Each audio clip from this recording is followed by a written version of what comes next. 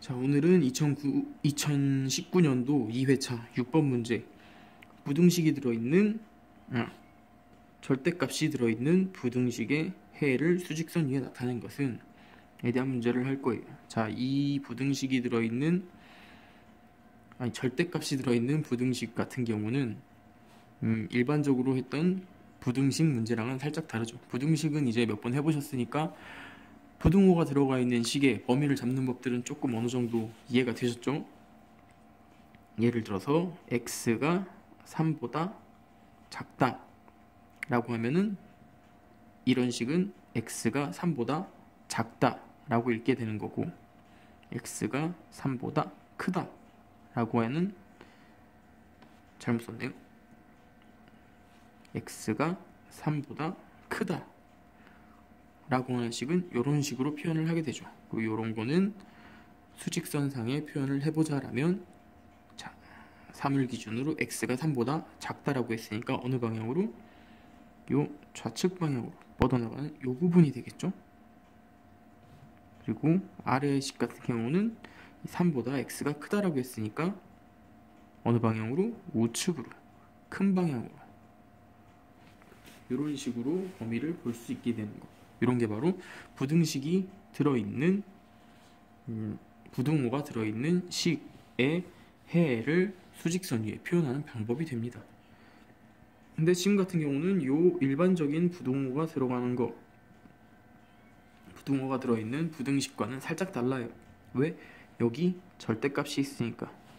근데 우리는 절대값은 사실 많이 해보진 않았는데 배우셔서 뭐 이전에도 배우셨으니까 잘 아실 거라고 생각은 합니다. 근데 간단하게 짚어보자면 요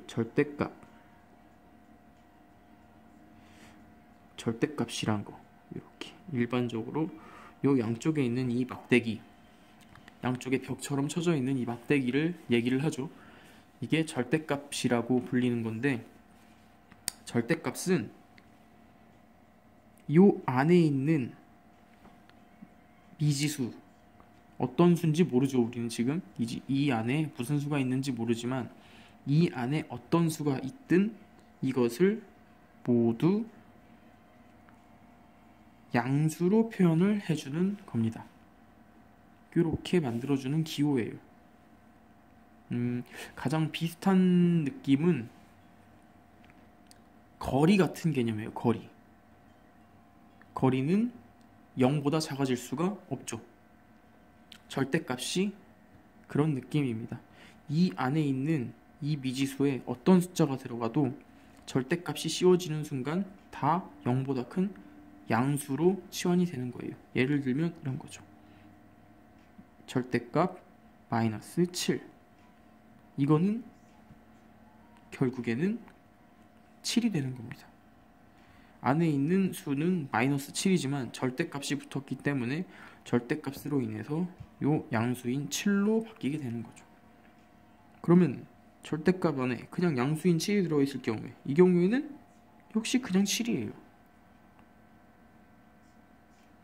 그러니까 절대값 안에 어떤 숫자가 들어있든 모든 숫자를 다 이런 양수 형태로 만들어주는 거, 앞에 있는 부호를 무시하고 다 양수 형태로 만들어주는 게 바로 이 절대값인 거죠. 그래서 거리 같다는 얘기를 드린 거예요. 왜? 예를 들면 여기가 0점이에요. 여기가 예를 들어 집이라고 해보죠. 그리고 여기 야학이 있어요. 야학까지의 거리는 한 3 정도 된다고 봐요. 그리고 여기에 마트가 있어요. 수직선상에 표현을 했을 때 마트의 위치는 마이너스 3 정도라고 볼게요. 그럼 집에서 야학을 갈 때 3만큼 움직여서 가는 거죠. 그죠? 움직인 거리는 3이에요.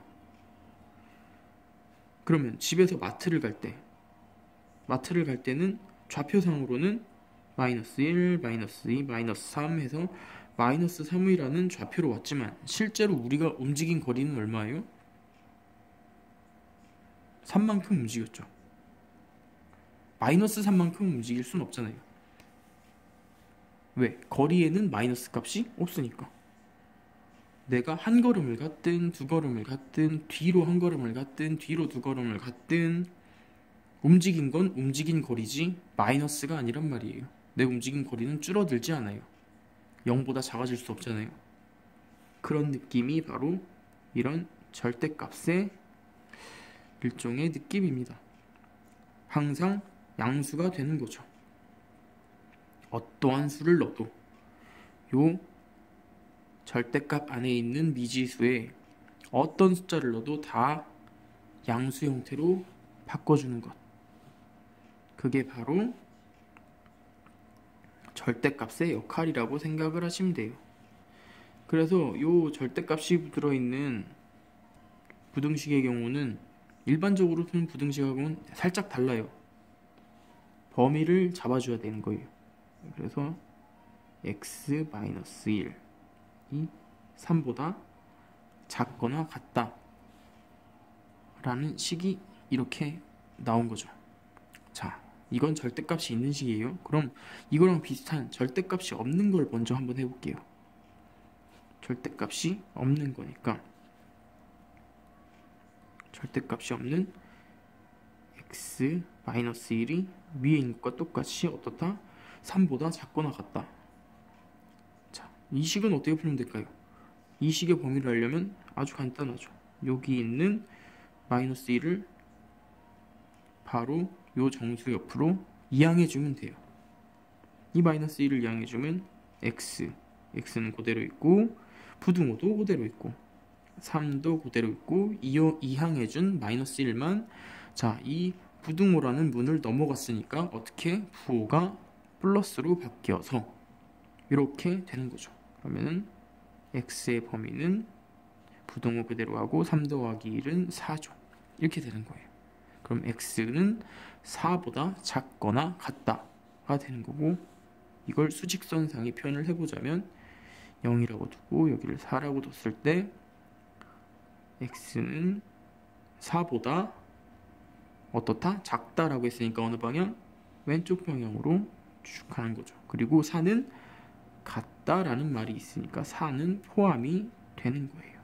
그래서 이러한 범위가 바로 요 부등식의 해의 범위가 되는 거예요.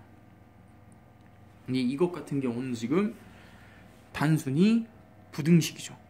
절대값이 없는 부등식, 1차 부등식이에요. 아주 간단한 1차 부등식의 경우고 지금 우리가 봐야 하는 건 이것과 유사하면서도 많이 다른 절대값이 있는 경우입니다.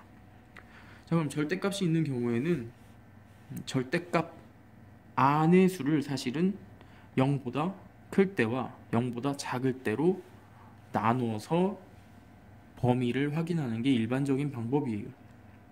근데 그거는 조금 더 복잡한 문제에서 쓰이는 방법이 되고 지금 같은 경우는 아주 간단한 1차 부등식이기 때문에 아주 단순하게 한쪽 항에 절대값이 있고 한쪽 항에는 정수만 있을 경우 쓰이는 방법을 알려드릴 거예요. 자, 한쪽 항에는 절대값이 들어있는 미지수가 있고 한쪽 항에는 정수만 있어요.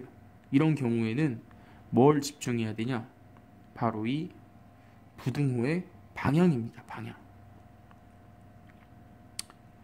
어찌됐든 이 문제는 절대값이 있든 없든 간에 부등식이에요. 부등식. 부등식에서 가장 중요한 건 역시 이 부등호입니다. 부등호. 부등호의 방향을 잘 보셔야 돼요. 자, 부등호의 방향이 지금처럼 절대값이 있는 항 쪽이 작다라고 표현하고 있는 경우와 절대값이 있는 항이 크다라고 표현하는 경우가 있어요. 그러니까 부등호의 방향은 두 가지가 될 수 있겠죠. 이 절대값이 있는 이쪽이 작다라고 표현하는 경우, 절대값이 있는 쪽이 크다라고 표현하는 경우, 두 가지 경우가 있는 거예요. 그래서 지금처럼 절대값 있는 항이 작다라고 표현이 되는 경우에는 이 절대값을 벗기면서 정수만 있는 항에 있는 숫자를 플러스와 마이너스로 구분을 해주는 겁니다. 이거는 크다라고 할 때도 마찬가지예요. 이 절대값을 벗겨내면서 첫 번째로 하게 되는 거는 정수만 있는 항의 숫자를 플러스와 마이너스로 구분을 해주는 거예요. 그게 절대값을 벗겨내면서 일어나는 첫 번째 일인 거죠. 그렇게 하고 나서 부등호 방향에 따라 범위를 정하는 것이 달라지게 됩니다. 자, 그러면은 어떤 식으로 되는지 한번 볼게요. 자, 문제를 한번 다시 보면 x-1 절대값이 3보다 작거나 같다라는 게 현재 이 문제예요. 그러면 이거를 1번의 경우라고 보고 두 번째 경우를 이렇게 봐볼게요. x-1이 절대값이 3보다 크거나 같다. 이러면 지금 부등호의 방향이 두 개가 정반대가 됐죠. 서로 방향이 반대죠. 첫 번째 식 같은 경우는 절대값이 있는 항이 작다. 두 번째 식 같은 경우는 절대값이 있는 항이 크다 라는 게 된 거예요. 그러면은 첫 번째 거를 먼저 해볼게요. 위에 있는 첫 번째 거. 절대값이 있는 항, 요 x-1, 요 절대값이 있는 항이 3보다 작거나 같대요. 이럴 경우 첫 번째로 요 절대값을 날려버리는 거예요. 절대값을 날리면서 x-1이라고 절대값을 날렸죠. 하면서 요 정수만 있는 요 부분을 플러스와 마이너스로 나눠주려겠죠. 플러스 3과 마이너스 3으로 바꿔주는 겁니다. 그렇게 하고 나서 지금 요 식만 봤을 때 결국 이 절대값이 들어있는 항은 3보다 어떻다는 얘기예요? 작거나 같다는 얘기죠. 그걸 그대로 써주는 거예요. 3보다 작거나 같다. 그러면은 이 첫 번째 있는 3은 이쪽에 넣어줬죠. 두 번째 요 마이너스 3이 남잖아요. 마이너스 3은 반대쪽에 넣어주는 거예요. 그리고 마이너스 3보다는 크거나 같다 라고 표현해 주게 되는 겁니다. 그러니까 큰 숫자보다는 작고 작은 숫자보다는 크다 라고 표현을 하게 되는 거예요. 이게 바로 이 첫 번째인 절대값이 있는 항이 부등호가 작다라고 했을 때, 작거나 같다 혹은 작다라고 표현했을 때 범위를 나누는 방법이 되는 거예요. 자, 이렇게 범위를 나누게 되면 우리는 지금 x의 범위를 찾는 거잖아요. 근데 가운데 보면 x-1이 됐죠. 이 마이너스 1을 어떻게 해줘야겠어요? 똑같이 없애주면 됩니다. 마이너스 1을 없애기 위해서는 2항을 해주면 돼요. 2항을 해줘도 되고 여기에 마이너스 1을 없애기 위해서 똑같이 플러스 1, 플러스 1, 플러스 1을 해주셔도 됩니다.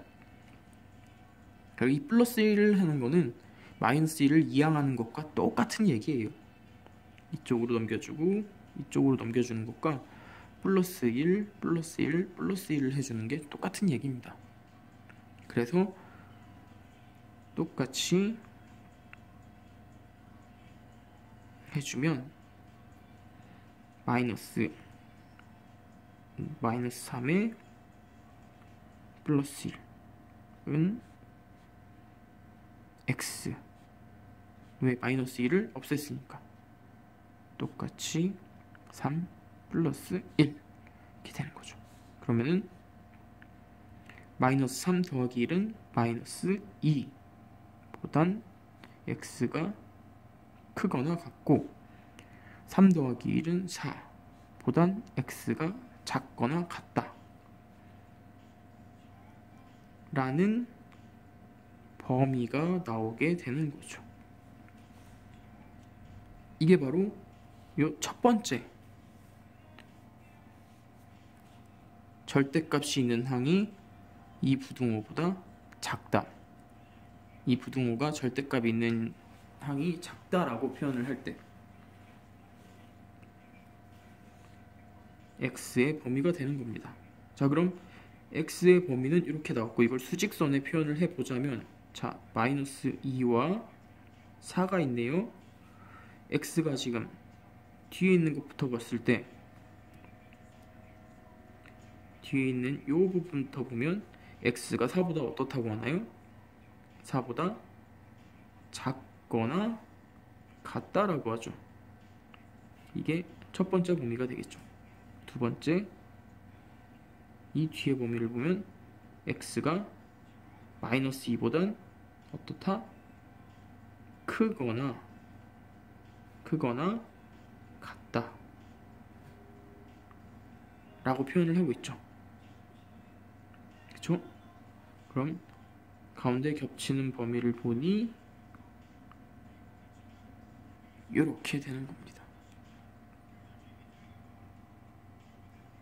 그래서 이렇게 표현된 식, 요거 요 절대값이 들어있는 부등식의 해를 수직선에 표현을 해보니 요렇게 표현이 된 거예요. 위에 보기에서 이렇게 생긴 걸 찾아보니 몇 번? 4번이 되겠네요. 4번. 그래서 6번의 정답은 4번이 되는 겁니다.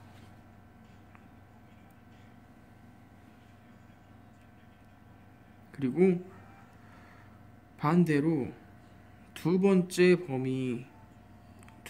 영역의 범위가 또 있는데, 이건 이 문제의 답은 아니지만 또 간단하게 해보면, 자, 이번엔 요거죠. 이번에는 부등호가 절대값이 있는 쪽이 크대요.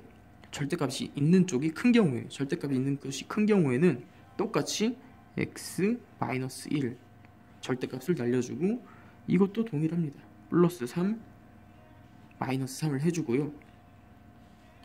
대신 이번에는 아까와는 반대로 x-1이 큰 것보다는 큰 숫자, 바로 이 플러스 3이죠. 그것보다는 크고, 또 반대로 x-1이 마이너스 1보다는 작다라고 표현을 해주는 거예요.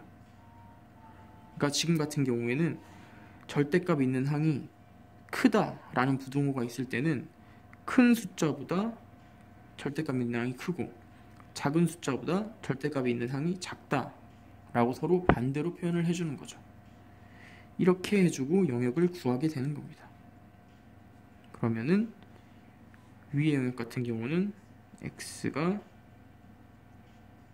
4보다 크고, 밑의 영역 같은 경우는 x가 마이너스 2보다 작고, 이렇게 되는 거죠. 이거를 수직선상에 표현을 해보면 이렇게 되는 겁니다. 4보단 크다 그랬으니까 이쪽, 마이너스 2보단 작다 그랬으니까 이쪽. 아까와는 아예 범위가